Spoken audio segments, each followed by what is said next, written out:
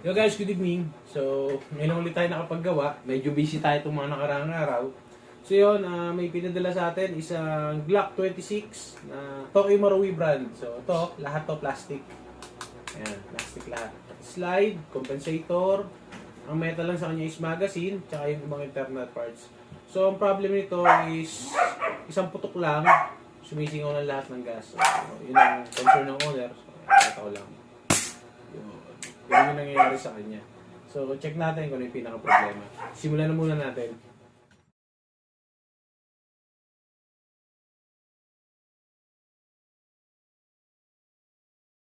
So, yun.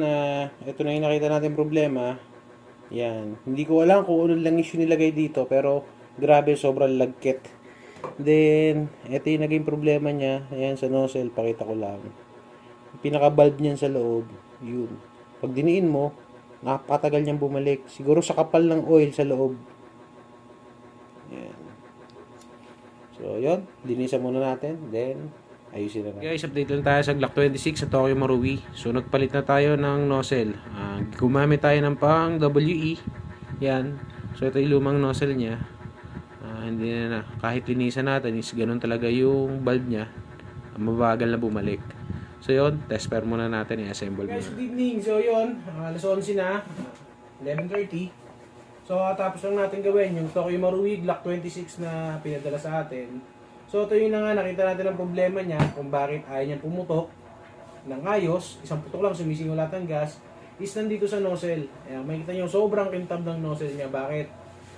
Barado na rin yung loob niya. Ayaw naman, gumagalaw naman yung valve niya sa loob. Kaso mo, hindi siya bumabalik ng ganong kabilis. Bakit? Kasi sobrang dami ng silicone oil na nilagay ng owner. Then pagbukas pa lang natin ito, nung dinisassemble natin yung slide, sobrang na yung dami. Parang putik na talaga siya sa kapal. So, yun na nga, yun ang nangyari, nasira. So, yun lang sir, sa advice ko lang, sa susunod, para maiwasan mo yung ganong pangyayari, hindi mo naman kailangang spray pa ng silicone oil ang loob ng nozzle. Kasi yung mga green gas na gamit natin, oil added na naman yan. Baga nalulubricate na rin siya. Hindi man ganun karami, pero sapat lang para sa nozzle niya.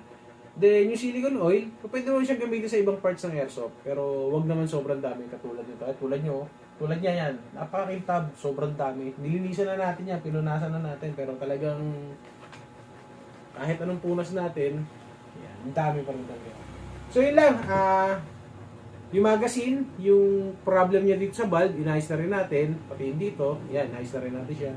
So yung test fire na natin, pakita ko lang sa inyo. Firing. Isa. Dalawa. So yun. Naglalak siya pag walang bala. Yan. Then ang FPS check naman tayo sa Tokyo Marui. Ang FPS niya kanina is 417 FPS. So check natin para sa inyo. Sinunod natin. Firing, 320. Yan o. 432 FPS pa siya. Ganun siya kalakas. Lobat! Basta, yun, grabe. Ang lakas ng pistol na to. Nagpalit lang tayo ng nozzle. Then yung piston head niya, inayos na rin natin. So yun lang, maraming salamat po.